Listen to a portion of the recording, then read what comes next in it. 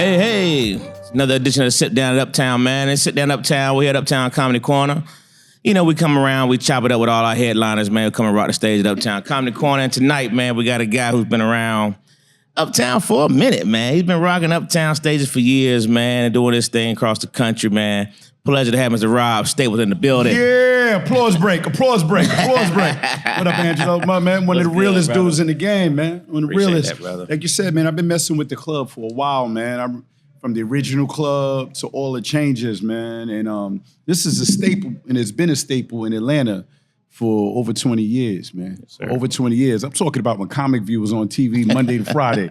You know, when it was one HBO. Right. Remember about that? Before Fire Sticks. Before Fire Sticks. Yeah, right? yeah. And it was always the best of the best.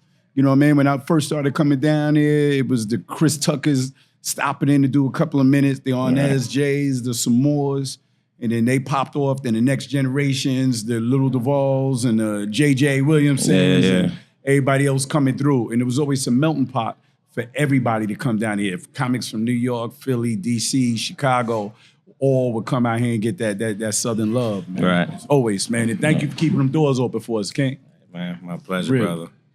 So, Rob, man, I always like to take these conversations, man. I like to go backwards to come forwards. Okay. Right? So let's take a trip back.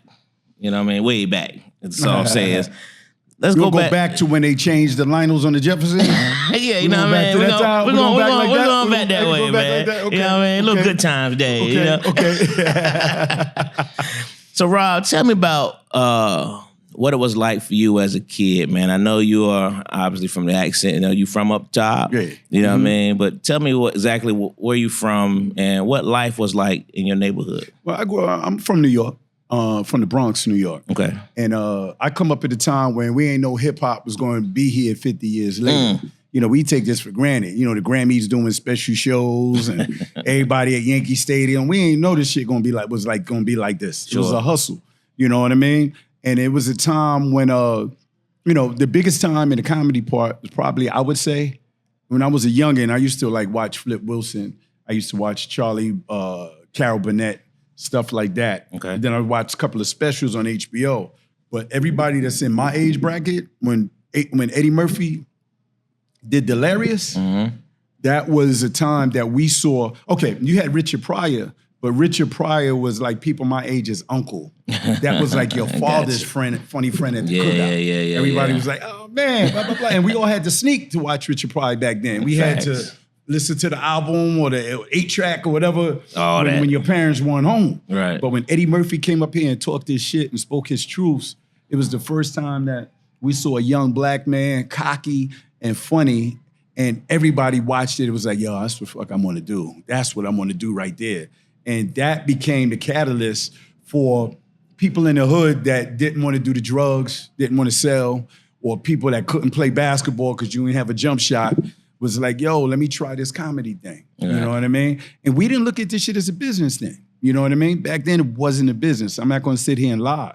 You know what I mean? When we did this. Well, slow down, Rob. You're going straight to the comedy game. Okay. I want to know about young Robert Stapleton in Bronx, New York. Well, I was raised with my pops. Okay. My pops was a real street guy, man. My pops came up in some shit where it was hard. Not like it's easy for black men now, but in that generation, it was real hard for black men. You know, especially if you had a record. And if you had a record that stayed with you, you know what I mean? It was hard to, and when my mother and father broke up, for some reason I stayed with my father. And my father was there and did everything that he could do for me. Okay. My father got incarcerated and I ended up living with my aunt and an uncle. What age was this? Probably in my early teen years. Okay. In my early teen years. And this was the pivotal part. So hold on. So let me, because this is big stuff right now. Yeah. This stuff that people probably, this stuff y'all don't even know. Yeah. You know what I mean? Real shit. Real shit. So young Rob, your mom and pop separated. Right. You went with your dad. I went with my pops. Now this is different from the typical scenario, right? Scenario. All right. Now, so what age did you go with your dad? Around what age was this?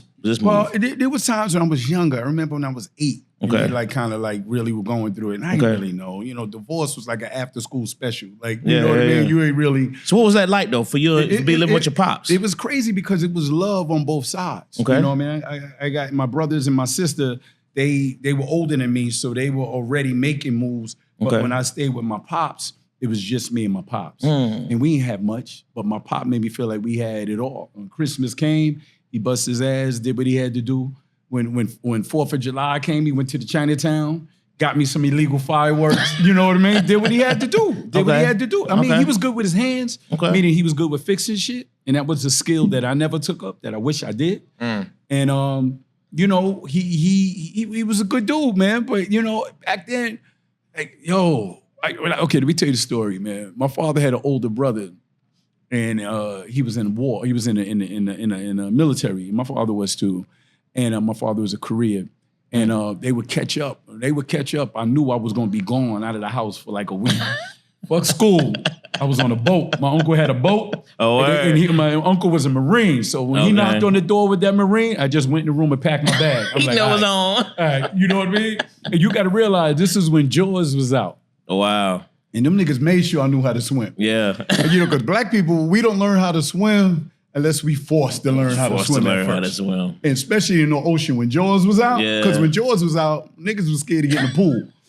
You know what I mean? Really scared. Niggas was scared to get in the pool. So I was on the boat, and my father made me. It's like he made me go out there and swim. And he was he one that threw you in, or what was? I guess he can't get arrested now. He passed away, so I can say I had a life preserver on me, but he pushed me in. Yeah. But then one time, I think he did that to build my confidence.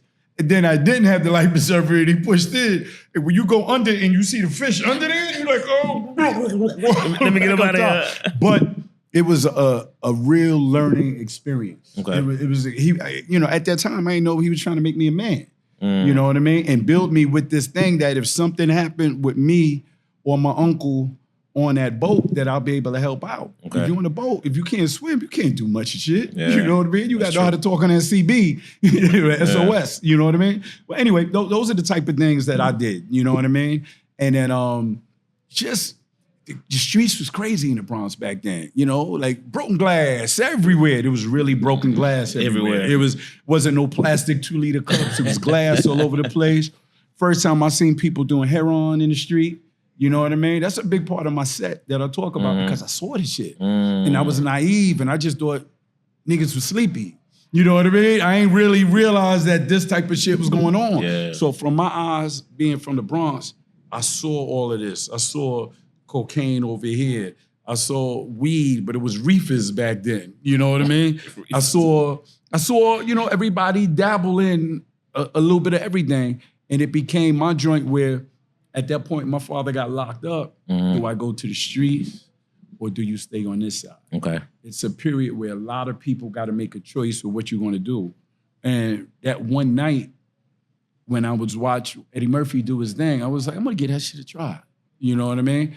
But to let you know about the essence of me from the Bronx, that was me, man. I never really hustled on the street. My brothers did and did what they did. And I was probably 1 foot ready to do that. And it just let everybody know how close you can go to the dark side. How close you could go to the dark side. How many siblings you have?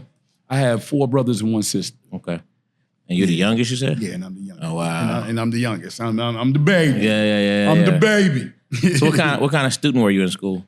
You know, I was a good student, man. Let me tell you this story, right? So in school, you know, I could have been so much better, stayed on the honor roll, but it wasn't cool being that. You know what I mean? Right. You know what I mean? So what had happened when I was leaving, get ready to go to high school, I was getting ready to go to, I made it to the school because I could draw real good back then. My artistic shit was kicking in then. I could draw real good. And I was supposed to go to the school called Art and Design.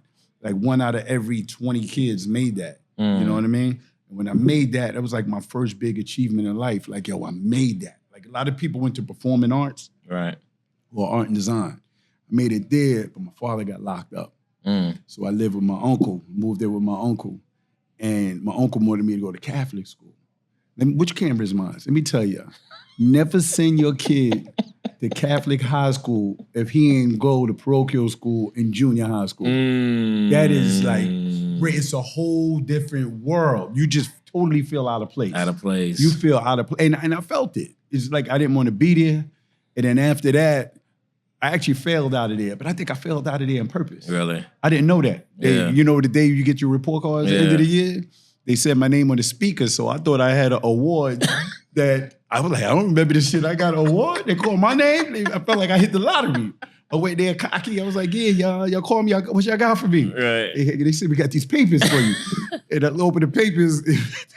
They were kicking me out of the school. Some dismissal papers, huh? Yeah, it ain't no making it up like, hold on, get a do-over. It's like when you go on, you go on. Wow. So from there, I left Cardinal Spellman was the school, people that want to check it out. And I went to Morris High School, which was the worst school in the Bronx with Fat Joe. Oh, really? In the crew. Oh, wow. Colin Powell went to that school too. He was, of course, he's much older than us. Sure. But that was the school that he went to. Oh, that's dope. And it was Fat Joe and then Lord Finesse and a couple of other people that went to that school. And at the same time frame? At the same time frame. So it was crazy. That's crazy. It was like completely different. You go to lunch when you wanted to go to fucking lunch. If you wanted 2 gyms, you could have 2 gyms. It was really. You could play spades in class. Whatever. It was whatever. You know what I mean? Wow. So that was in the early years. And like I said, even there, I still ain't go way to the dark side that I could. I didn't know what I wanted to do, Angelo, but I knew it was something that I wanted to do. You know what I mean? So I got a little older. And then my father came home and we lived together. And my father tried hard, man. And then the big thing happened in my life. We got evicted out of our apartment, right? If anybody ever got evicted, you try to make it feel like everybody on your block, like you're going camping. You know what I mean? You go with that. Oh no, we moving. And then niggas on the block are smart. They why say sheriff on the truck? Why does it say sheriff? That's just the name of the camp. New York State Sheriff Camp.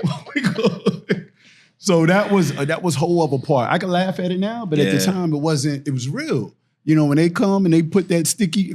We had gotten evicted before that, but my father broke back into the apartment, which is crazy. I tell you, my father was good with his hands.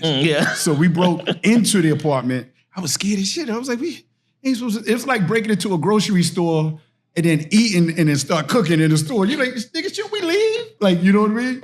So we broke back in and I started getting confident with it. I'm like, okay, you know, sleeping, watching TV and shit. And then they finally really came. When they really fucking came, they rolled up and that was the end of that. So that was like right before the time my father passed away. That was like, you know, the other years while I was starting to become a man when I was pushed. So from the time, and then that's when I went to Morris. Okay. And then from there I became like a man. Like that's when anything that I got in life, I got myself. I didn't get any money from anybody else. If I didn't have it, I just did without it. You know what I'm saying? I moved in with my cousins, stayed with them for a while. And then this is when, and I was working, man. I was working at UPS. Andrew, I was working my ass off. I had a job at UPS, job at Sears, a job at Caldo's. You was I was Jamaican. Really? With all the damn jobs I had because I had to. But you still in school this time or supposed to be in school this time? Now, this is the time when I graduated and I wanted to go to college, but I wanted to go away to college. And this is really, I'm gonna say this, it's fucked up, but it's real. A lot of people probably in this circumstance, I wanted to go to college, I wanted to go away, but I didn't know what I was gonna come back to. You know what I mean? It's a fucked up feeling when you just don't go to local college. I wanted that, what was that show that came on after Cosby? That Different World. Different World. I wanted that experience. I wanted that out of town, on a campus. That shit is not a reality when you don't have the money for that. So that, you know, I wasn't gonna let that hold me down. I worked my ass. I got a job at the phone company. I had a career job at the phone company. So while I'm at the phone company, you know, this is how I knew I was getting ready to venture into comedy. I'm gonna make this turn pivot to here. Okay. So I'm at the phone company. It was a shit called directory assistance. Yeah. I remember that. Dial 411. Like y'all Google shit now. And motherfuckers got apps back then. You call 411. Give me the number for Tony's Pizza on 70 whatever street. That's what I did. So we would take like 1,400, 1,600 calls a day. And I started looking in the paper and seeing this comedy thing. I'm like, Sunday paper, you open it up and you see it say which comedy clubs and who's going to be there. Most of them all white clubs. You know what I'm saying? So I went to this club. I went on. I had 5 minutes of material that I thought was good. You know, I ain't never had it in front of a crowd. You know, motherfuckers on the block. And I did it, and I was the best one that night. The best one, like by far. All the white people, like, oh my God, you're funny. So no one told you that you should go into comedy? Just something nobody just told me. off It was just something that I figured I could do. Really? You know what I mean? Okay. Something that when I watch comedy, I laughed at the joke, but I look at the inner. Most comics, when we watch somebody, we're not really listening to what they're saying. We're seeing, do we feel what they say? Or even if the crowd isn't laughing, we're like, yo, this dude funny. He has stage presence. He's going to be good. That's how comics don't want to hear other people's material, really. Vets don't. Right. We just want to feel the presence. Right. The presence. Like Bernie Mac had a presence. And then when he said something, even if it wasn't that funny, you'd be like, it was funnier because of his presence. You know what I mean? So anyway, I did that, killed it. All the white people, oh my God, you blah, blah, blah, blah. And I'm like, oh man, why am I working? Like I felt like when you go to a casino and you put money into a slot and you win that first time, you're like, why the fuck am I working? Yeah. Like, I'm coming back tomorrow. I'm doing this shit Tuesday, Wednesday, and Thursday. This is what I'm doing for a living. And I went back to the job, and I went to another club, and I was like, okay. Went to a club called the Comic Strip. This is where Eddie Murphy came from, and Chris Rock came from, Adam Sandler. And I was like, okay. This time they had a bringer. Most of these shows, you have to bring 5 people. They'll let 10 people go on, but you all had to bring 5 people, so it'll be crowded. So they make their money off of the food and drink. So I'm doing that. I'm like, I needed 5 people. I probably had like 22 people for my job. Okay, and they said, Stapleton performance, Stapleton. They came out. You know, they call you by your last name when you got a job like that. So I'm like, all right, cool. So I'm getting ready to go on. It's a list. I'm like, okay, cool. I look at the door. Chris Rock walks in. I'm like, oh, shit. Chris Rock here. I feel like how he felt when Eddie Murphy walked in on him. I'm like, oh, I'm good. I'm ready to resign from my job. I'm like, yo, this is it. Chris Rock came in. I'm like, yo, I said, shook his hand. He didn't really care. He just said, what's up? He went to the owner and said, yo, I'm ready to go up next. So they were putting him on next, and I went to the host. I'm like, what do you mean he's next? I'm next. They're like, no, Chris wants to go on. I didn't know protocol that when you were so-called star or know that you could go on whenever you want. Right. So Chris went on and killed. Right. And I'm like, while he's on, I'm like, ooh, he gonna watch me when I get off. You know, we gonna go right to Vegas and LA. Like, yo, this is crazy. Okay, we probably gonna pick up some cocaine along the way. Like, this is gonna be crazy. We can get some white bitches. This is crazy. He got off and left. I'm like, hey, where you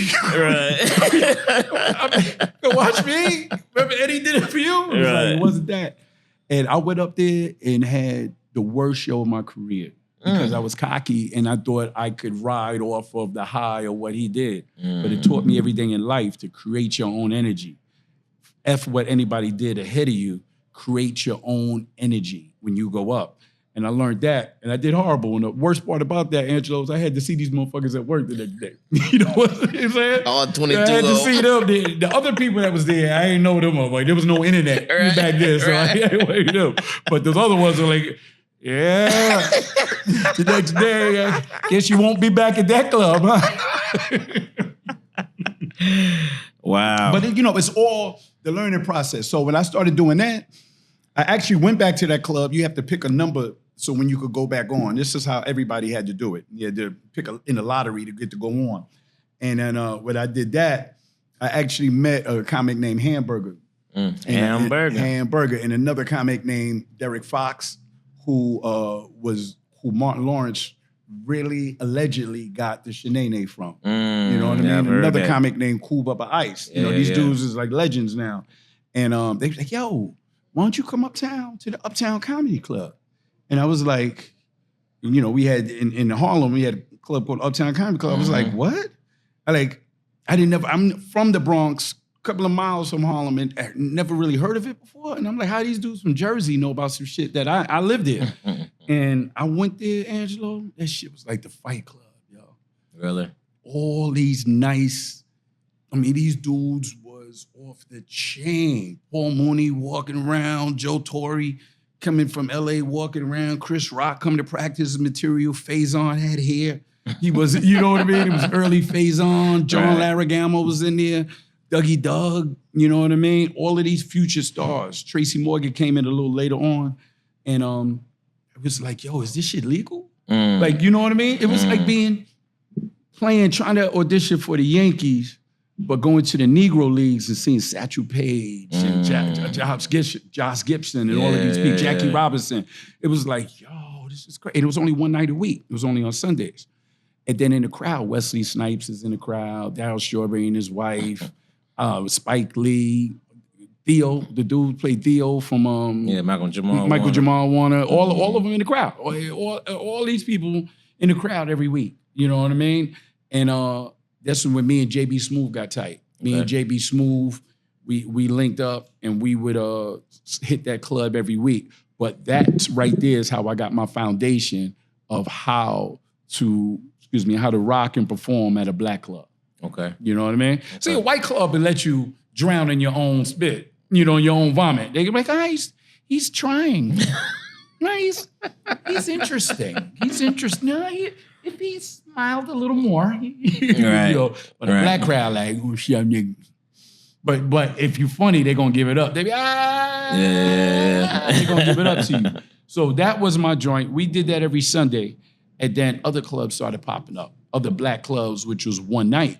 You know what I mean? Which was like one club had a Tuesday, another club got a Wednesday, Jersey had a Thursday. You know what I mean? It really wasn't the weekends. It was just really how you built your name up. And this is way before the internet shit. Right. So while you're doing that, you heard of jokes like clubs like All Jokes Aside in Chicago. You heard about the Uptown Comedy Corner down here in Atlanta. You knew about the scene of what was going on in LA. Philly had his joint. DC had his joint. So it became, then at this time, Def Jam and comicview started blowing, and that was the internet before the internet. You know what I mean? That was the way that you went viral. Sure. By getting on those shows. Sure. If you got on those shows, comicview was well known for not paying motherfuckers money, but you picked up the money on the back end from the exposure. Yeah. So that you had to use that 7 minutes to kick ass. And a lot of people that went on comicview wasn't ready for that shit. So you got a lot of people on the show that just ain't ready for that shit. They on it, but they shouldn't be ready. Right. They shouldn't be on it. Right, you know what I mean? And that's where you started getting these first, people started knowing the DLs and knowing the Cedrics and the S'mores and the Earthquakes. From that, then Def Jam came.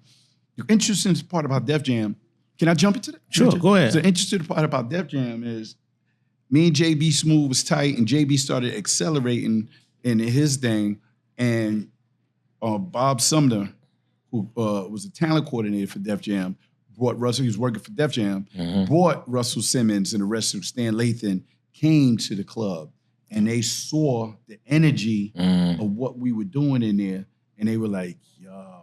Yeah. You got to realize, after they left there, they went to L.A. and they saw that shit, young Chris Tucker and all that stuff. But Bob was like the Berry Gordy. That's right. Bob knew Marvin Gaye could sing. Right. He knew Diana Ross should be the leader of that group. Right. He knew, he knew how to mix and match. That's right. And Russell was a music guy. That's right. His attention span was short and blah, blah, blah, blah, blah. And Bob crafted that. Bob crafted this. But the thing is, Bob didn't write people's material, but he led you to the water to drink and to be able to survive. Yeah. And that's when people had to knock it out the box. You know what I mean? So was that your first TV exposure? First TV exposure I had was a club. The club, Uptown Comedy Club, had a TV show. We had a show called the Uptown Comedy Club. It was a TV show that came on Fox. And it was crazy. This is Tracy Morgan's intro. Tracy Morgan doesn't get Hustle Man on Martin without that show. It came on Fox. Martin saw that. He saw this dude. He liked what Reg did for Brother from the Fifth Floor and wanted to add another character, saw Tracy and grabbed him up from there. But the Uptown Comedy Club was way before its time. We had a segment on there called Snaps, which was the battle, which became the blueprint for Wildin' Out. You know what I mean? There was no Wildin' Out without that blueprint. That's right. You know what I mean? Nick saw that, said, let me, shake it up a little bit and add his wave to it. But we did that show. That was the first time I did stand-up. So I had a funny story where I'm getting ready to, you're happy, you're performing. You got all the groups, Brand Nubian, early Wu-Tang, everybody performing, MC Light, and one of the comics. So I get there and I meet somebody say, yo, Rob, you meet Cedric the Entertainer? I was like, who? They said Cedric Entertainer. So I came over to him. I said, oh shit, what's up, man? Like shake my head like you said. I said, yo, what up, Ced? Man, you a magician? You ready to do some magic? He was like, hell no, dog. No, you did. Ain't no goddamn. No, you did.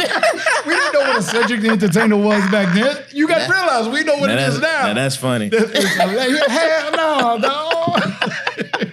I thought he was gonna juggle. I thought like a dove was gonna come out. Right, with a name like that. You gotta realize, man, we didn't know who Jamario was back then. We didn't know who Small Fried Chocolate, like all these people that hamburger, like we were all identifying ourselves. There was no TikTok, there was no IG, no MySpace, no Black Planet. It was just we were just figuring all of this out.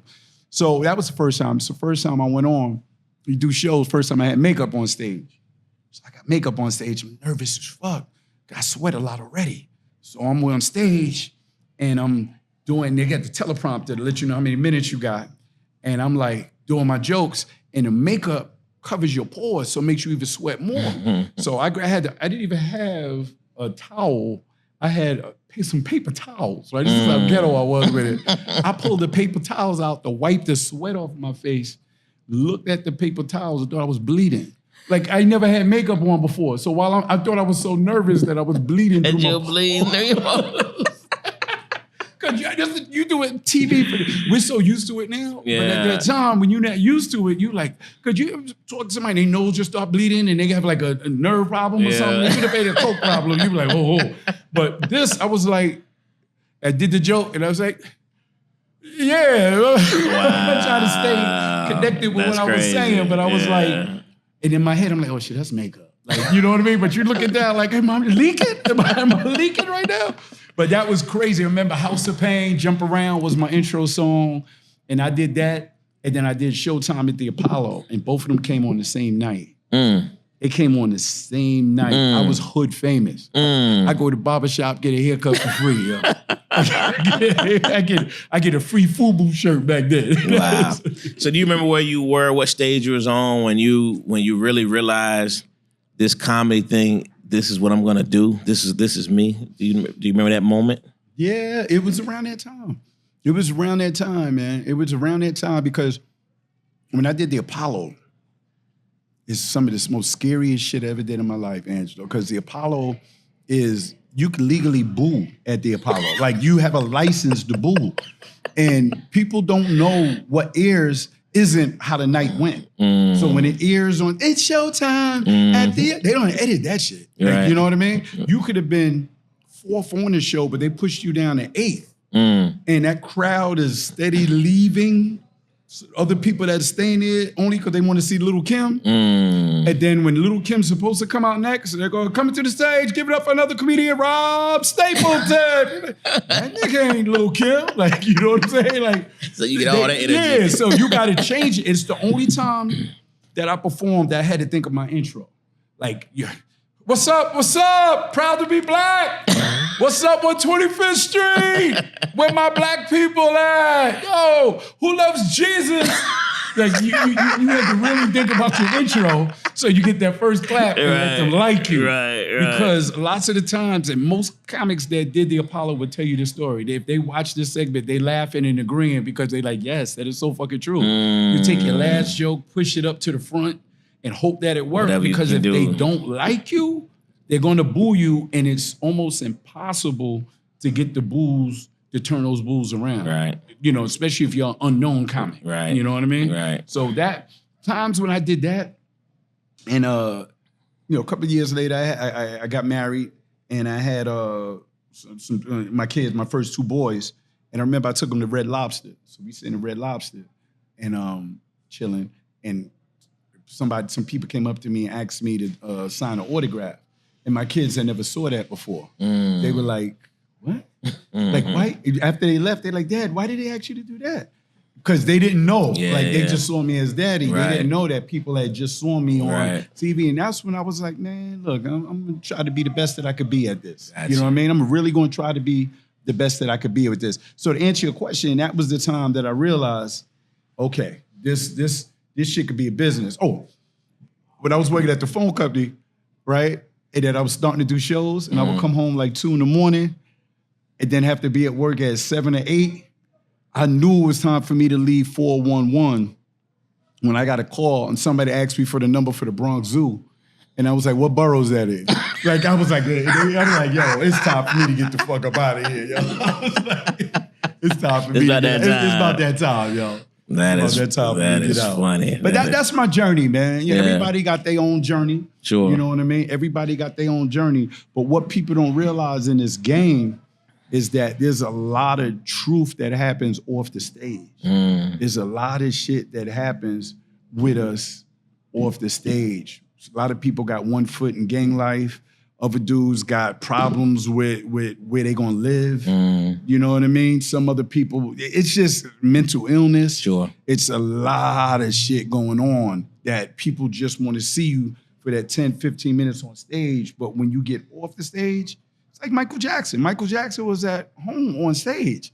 The real shit happened when he got off stage. Absolutely. That's where all the problems happen. Absolutely. You know what I mean? Absolutely. That's real. That's real.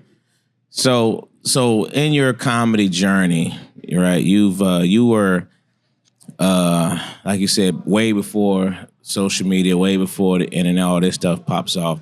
So now you're in this realm now of the social media world.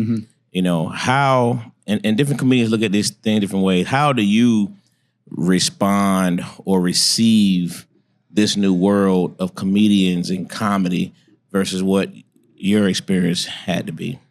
You know, the bottom line is what I realized. I'm not gonna lie, man. At first, I used to hate on the social media comics. Okay. I used to be like, yo, these dudes ain't real comics. They ain't been in the gym.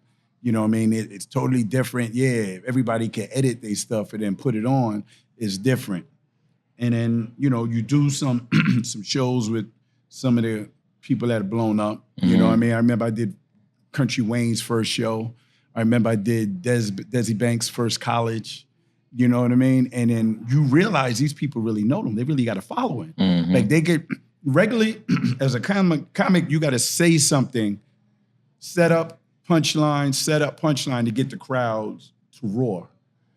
A lot of these internet people, I realize, they could just say something that they say like on their page, and the crowd, it's like listening to Jamaican music and you're and people. That's right. That was their moment. That's you right. had to realize, yo, this is their tool. You know what I mean? Then you realize the bottom line in this game is it ain't about being the funniest. Who fills up the fucking seats? Who makes this shit? This game changed. This game isn't about who's the funniest anymore.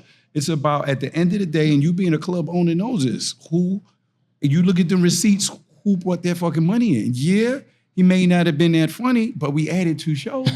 You know what I'm saying? That's what it really has to come down to. Then I realized on top of that, it's a skill to having 6, 7 million followers. If everybody could have 5, 6, 7 million followers, they would have it. Sure. The people can't do it. It's a skill to that. Sure. You know, when they commit to that, they do that every day. Yeah. And it's the new TV. It's not even new no more. But it's before. When we were little, your parents said no TV. You were like, yo, what the hell? I gotta see Good Times. Ever since. You tell these kids they no TV, they be like, oh, we got a TV? That's the we truth. got a TV? How you turn on? Yeah, we didn't even know. You know what I mean? Like you take their phone, That's correct. They turn to a dope thing, like, come on, man. Yeah, that's real. You know what I mean? That's real. That's how this game changed. Just like Steph Curry changed the NBA with the jump shots. It's not about the Senate. Before Rick Smits and Patrick Ewing and Akeem Olajuwon, it was about that. Now it's about the guards. And then you got a couple of centers in there now. The game changed. And this game changed. People's attention spans are shorter than it was before. You have the OGs that the older crowds still want to see what they like. That's right. But the younger people like what they think that they like. That's right. You know what I mean? And regardless if a motherfucker's funny or not, I mean, white boys get it all the time. All the white boys that made it ain't the funniest. It's the ones that were connected to the soccer moms or was hooked up with the right agency. You get it. Yeah. And you got to cut through the bullshit, man, and really see what it is. That's Call real. a spade a spade. That's You know real. what I mean? That's real. That's what it is. So, Rob, you've been in this game how many years now? Yeah, man, like I said, man, before they changed the lineup. A long time, right? So where do you see yourself? Like what is it that Rob hasn't touched yet that he's still aiming for? Well, you know, and I don't remember me having this conversation with you before. I was like, yo, I love being in front of the camera, but a lot of the shit, when you get into this game, is what happens behind the camera. You know what I mean? And I was speaking to you when I did my first movie, and the first movie I did, man, was some of the most strenuous thing that I did. It was so hard, man, raising that money, getting that cast to believe in me, and then you got to motivate everybody every day, because your actors could say, you're doing a short film, man, I can't make it Thursday, and your meat is still running. And after I did that, that showed me, man, I could do this shit. Okay. Like I could do this shit. And I'll never half-ass anything again. I'll never put anything out that isn't fully ready. Okay. But the projects that I have, Angelo, and I'll say this now, when people look at this later on, they're gonna be like, damn, he talked it up. He talked this shit up. You know what I mean? I got the formula. I know what people want to see, and I got working on TV shows and the next couple of flicks. And the thing, Angelo, I ain't been rushing this shit, because this is the thing. When you release a movie and it ain't ready, it's not like stand-up where you could say a joke and then say, hey, man, what I meant to say, and then do it over again. When it's on the screen, you can't stop the film and go, okay, on this day, what we were trying to do, like, it is what it is. Right. You know what I'm saying? Right. And so I'm not rushing anything. And when the time is right, I'll drop everything. So to answer your question, I'm really looking to do shit behind the camera. Okay. You know what I mean? Okay. I have some dope shit. Dope shit. So Rob, you are known. You have your room up there that you do every week, and you bring in some heavy hitters at this spot, man. Tell us about your challenges in comparison to, what the challenges do you face? Booking some of these guys. And naturally I put that in comparison to like the quote unquote black clubs challenges. Right. No, that's a great question. Yeah, I got a club in New York, in the Bronx, called Salsa Con Fuego. It's a 7-day running club, but on Tuesday's comedy night. And I made that night the hottest night in the country, the hottest midweek night in the country. Yeah, my guy, Guy Torrey, I love Guy Torrey, that's my dog, had Fat Tuesdays back in the heyday when LA was LA. All the comics is there, Rodney King's situation was going on. It was the great mix recipe for that. Sure. But what I do here on Tuesdays, 3 reasons people come to the Bronx. 3 to 4 reasons. People come to the Bronx for Yankee Stadium, Okay. for Bronx Zoo, Okay. to go eat in the world famous City Island where they have some of the freshest and best seafood that you go, and to come to my club. That's the 4 reasons you come to the Bronx, unless you got a cousin or aunt that live there. Right. You know what I mean? Right. It's that type of destination. So I got Jersey, Harlem, Brooklyn, Queens, Westchester to come down to my club every week. And the first hardest part was convincing my friends, the known comics, to come through, because I was going against the grain. Like, the Bronx, blah, blah, blah. The Bronx gets that bad, gets depicted horribly on TV, in the movies. But when they come through, and I finally got the owners to realize that, to turn everything over to me, it is crazy. Like, I get everybody. Last week, Lavelle Crawford closed down a year for me. Before that, Adele Givens. Adele Givens in the Bronx? Right. Come on, Adele Tic Tac in the Bronx? You know what I mean? Yeah. Michael Blackson calls me to say he wanted to do his birthday at my club on a Tuesday when he could do it anywhere. Yeah. He just came from Ghana, come straight to my club. Come on, it's crazy. You know what I mean? We get everybody. Marlon Wayans and Damon Wayans. You know what I mean? Everybody comes through. And when we have people like that, like when Monique was working on the special, Monique called me and said, baby, I heard about what you doing in the Bronx, and I'm going to be there. And she came through and killed it. You know what I mean? And some nights we add a Wednesday. Some nights it's like that. Both shows, we add 2 shows on Tuesday, and we'll add a Wednesday and sell out both of those shows. But even when it's just a regular Tuesday, it's crazy, Angelo. Like, the energy there, I host it. I make people feel like they at home. Right. If somebody's talking and they disrespectful, I'm not going to let 2 tables mess it up for the other 250, 300 people in there. You know what I mean? We could get a lot more in there, but I like to just cut it like that. I like it to feel where you feel like you somewhere for that night, and we get people that come every week, every other week, or once a month. But to answer your other part of the question, yeah, it was hard. It was hard. It was hard work getting these motherfuckers to get on a plane on their day off. Right. People don't realize comics work Thursday through Sunday. You know what I mean? Sometimes just Friday through Sunday. Right. Some comics just Friday and Saturday. So when Monday, Tuesday, Wednesday come, that's the time to be with your family. That's the time for you to shoot your sketches, time to get your personal auditions on and all of that. When people give that up, to come to me in the Bronx, I don't. That doesn't fall short with me. Yeah, I love that. You know what I mean? And I work my ass off to get that room popping. Yeah. I work my ass off. You a club owner, and you know this stuff that you do, and you hear a bad review or something. You go like, yo, that's not what we about. That's you right. know what I mean? Like, That's what were you really unsatisfied about when you left my establishment? That's right. Excuse me. I put my blood, sweat, and tears in this shit. That's you right. know what I mean? That's right. That's real. All right, Rob, we're going to close it out with one last question, man. You know, What's up? I do a podcast on Tuesday night called Classic Conversations, man, and we always end with a top 5, right? Okay. So I'm going to give you a top 5, man. Give me, and I've been battling back and forth which one I want to give you, but you an old head, so I'm going to still rock it. Your top 5 rappers of all time. Of all time. Of all time. So I could go back to any time. Anytime. Okay. All right. You know, from New York, so you got to say the trilogy. You know what I mean? You got to go with Big. Okay. You know, if I didn't, Big would move in his body, like, ugh. Who the hell is this? So I got Big. You know, of course, Jay-Z. People try to shit on Jay-Z because if Jay-Z would have died 4 or 5 years ago, people would be like, oh my God, Jay-Z was crazy. What happened? But when you living and you at that level and you married to the baddest chick in the game and you a billionaire, people waiting for that downfall. Yeah. But facts, Biggie, Jay-Z, Nas, of course, I gotta throw Nas in there. I gotta throw, you know, Rakim. Okay. Gotta say, Rakim really changed how the lyricist, you know, how that game is. And then the fifth one, it slides. Fifth, sometimes I'll say LL Cool J because of just his longevity in it. But then that Drake, you know, we're talking more of the modern, his run is LL Coolish. LL Cool J Cool, you know. Interesting. It ain't you ain't supposed to be around that long and be relevant in this game. Yeah. You know what I mean? So that fifth Mount Rushmore head with the rapper changes. You know what I'm saying? Got a slash right there. Yeah, got to get a slash. Got to get off of exit 11B. You know what I'm saying?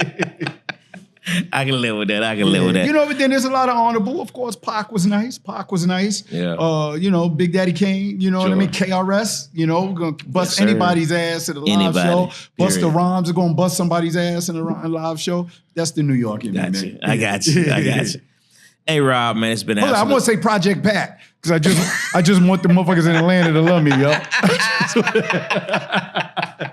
Too funny. Hey, man. It's been a pleasure sitting down with Rob Stapleton, man. To sit down at Uptown, man. I appreciate your time, brother. No, man, thank you for having me, Let's keep rocking out, brother. It, man. Absolutely. Wish you the best, brother. Appreciate you, man. All right, we're the white women. Just mess with you. Just sit down at Uptown, man, and we out. Dude, you got to do that intro again one more time. Did I mess up?